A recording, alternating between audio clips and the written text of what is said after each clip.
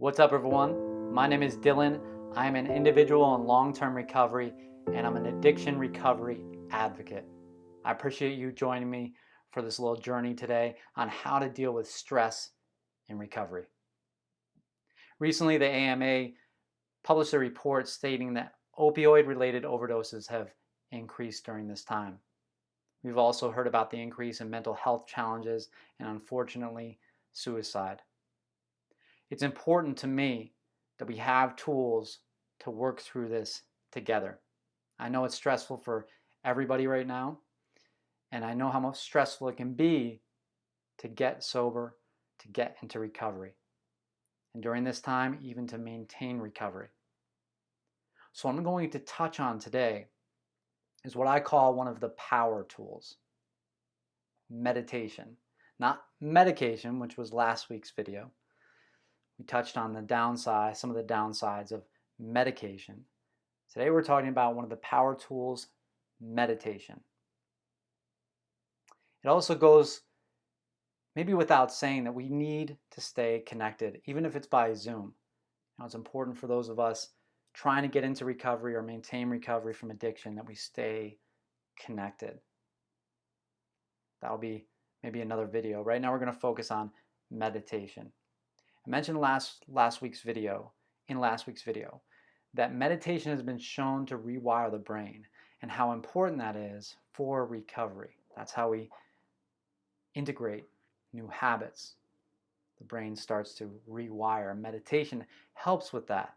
Additionally, there was a woman that said she decreased her opiate medications by 75% due to meditation. Now, you may think that meditation is this airy-fairy thing and it's only for spiritual people. That's not the case. Meditation is now being used in corporate environments and school, all over the place, because it's so effective and doesn't cost money, and you can do it just about anywhere. Now, Russell Simmons said, when faced with fear and anxiety, don't medicate, meditate instead. There was one study done with a group of intravenous drug users, and they said that meditation was one of the most effective and helpful tools they found to combat their addiction, to recover from their addiction. So, what is meditation? Where does it come from? Meditation stems back thousands of years from India. What is it? There are so many different ways and practices when it comes to meditation. And at its core, it's very, very simple. Meditation is simply practicing being in the present moment. So do me a favor right now. Notice where you're at. Just notice where you're at. Where are your feet? This may sound ridiculous, but bear with me. Notice where you're at. Notice your surroundings. Okay, now bring your awareness to your belly and take a deep breath in.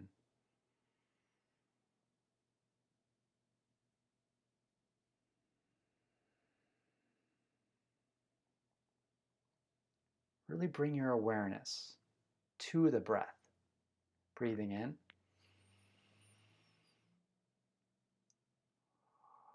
And breathing out. Breathing in.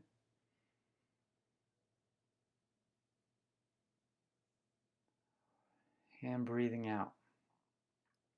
A few more. Allow the breath to be about 4 to 6 seconds in and 4 to 6 seconds out. Even allowing a slight pause between the in-breath and the out-breath.